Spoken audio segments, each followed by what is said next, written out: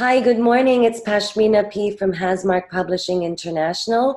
And today we are in Australia with Dr. David Grodski, author of The Wisdom of Wellness. Hi, Dr. David. How are you? Hi, great, and welcome to everyone. Yes, we have a few questions for you today that we'd like your audience to understand and know about your book. So my first question is, you're a doctor by profession. Can you tell us what inspired you to write your book? Was there anything from your medical practice that was the spark for your journey as an author?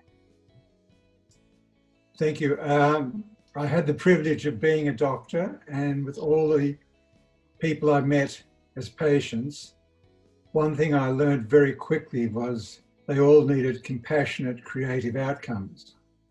And so I was on this journey seeing many people, and they were all different and all their problems were different. But what was always frightening was, did they have one, two, or many problems, and being challenged to sort that out. So after many years of delivering medical care, I felt I'd grown a lot from my teachers, my patients. I'd learnt a lot. What were the smart things to do? What were the choices they made? What were the ones that they didn't? And I guess then traveling and eventually retiring, a lot of people always came to me because I was calm and creative and relevant. And I then turned 75 and I thought it's about time I shared my life story with whoever would like to read it. That's wonderful. Thank you. We can't wait to hold your book in our hands. And you're saying, it is for anyone who wants to read it. But in your mind, what audience is your book targeted to, and why? I believe that it's people 35 years plus. I don't know whether younger people are that interested in wisdom at that age. So it's for married people, especially people who've just got married. I see it relevant for people in the health industry, those who are interested in healthy eating. And there may be educators who can use some of the parts of the book in their respective fields. That's great. So it's also a source and a tool, which is really what we need in the world right now. Can you tell us about one principle in your book that you think will resonate with your readers on a global scale? Thank you. There's 20 topics, and there's actually two that I like very much. One is the first chapter on the smartest way to start each day. And in that I suggest that people make a gratitude list every morning to energize the start of their day and never make an impediment list. And the second thing in that chapter is to always find a creative outcome, not just any outcome, to whatever confronts them that day. And also it mentions about the moment. We've all been told that live in the moment, but what would happen if we gave every moment its fullest attention, not just half, but its fullest attention? We will meet its need. And the second part of the book, which I think is unique and powerful, is the one on time management, where we always talk about time management at work, but how do we manage our whole day? And I've divided the day into 24 hours, 3 lots of 8. You sleep 8 peacefully, you work 8 passionately, and you've got 8 hours left to be amazing. And my definition of amazing is that nothing that is important in your life is ever on rations. And the challenge is for all of us to be amazing every day. I love that. That's amazing. That's such a beautiful message. There's another concept that we found really interesting about the flowerless pad. Can you give us some information about that? Because I think that what might inspire or intrigue something in your readers. Sure. There were 2 words. They're not amazing words, but they're powerful because they give so much information. But with all the hype about nutrition and diets and everything else, I want to get away from those concepts where you're always measuring things like calories and kilojoules, hours at the gym, scales, what weight you are, etc. And I want to come up with what foods we should buy and what our body does in its digestive process. And by people understanding those two words, the flowerless pads, each one of those letters in those words symbolizes something. For example, the F in flowerless stands for freshness, but each one of those aspects of the two words will give really useful information for people who want to eat real food. Yeah, nutrition is something that, I mean, we need in our lives, I think, as part of the whole well-being process. And another thing that you discuss is, how would you describe a person who has found wellness? Is wellness something you acquire, or does it come naturally? Wellness is a destination. We all have to go on a journey, and to meet the pillars of wellness, which cover your physical, emotional, psychological, etc.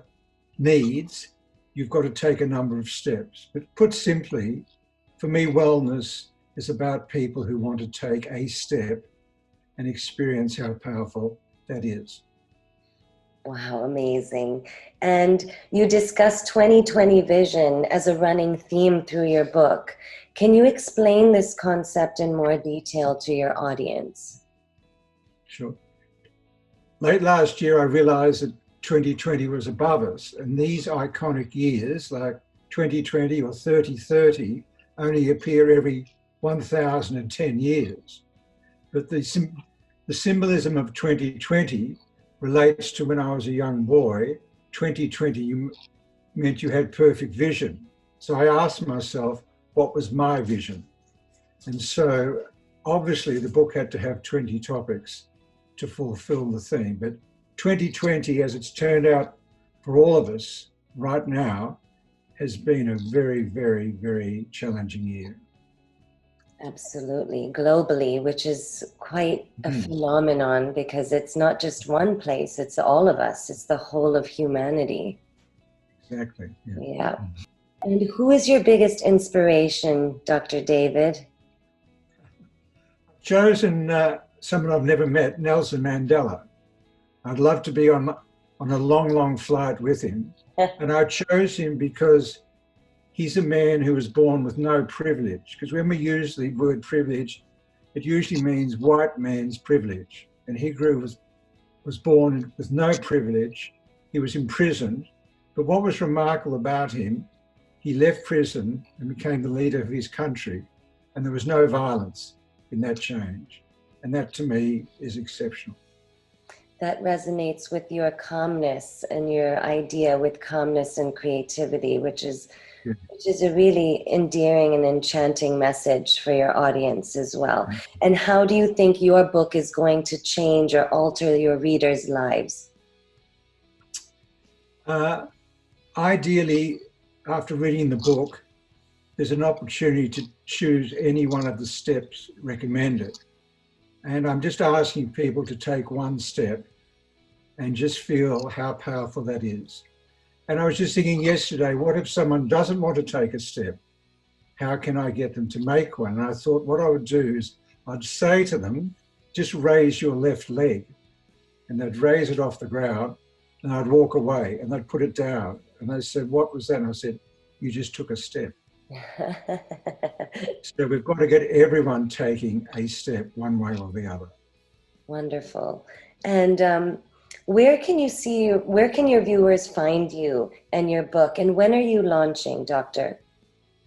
The book's being launched with Hasmark, the amazing Hasmark Publishing Group, on the 16th of June. And I can be found on Facebook on the Wisdom of Wellness page, and also by email. And the email address is davidswow2020@mail.com. And they're currently the ways of finding me. Perfect. Thank you so much for your time, Dr. David. And we're so happy that, you'll be holding your book in your hands soon, and your messages are really something that we need in this world right now. So thank you for sharing that with us this morning. Thank you. If I could just say one thing, that the thing that has made me feel as privileged as I am is that in life, I've had an enormous amount of compassion sprinkled with kindness for everyone around me. And that's made my life very special.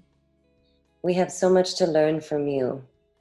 Well, I told you, come over and parachute in and we'll take you out for dinner. For sure. Likewise. Well, it was really good, and we'll see you soon. Take care. All right. Bye, everyone, and thank you. Thank you.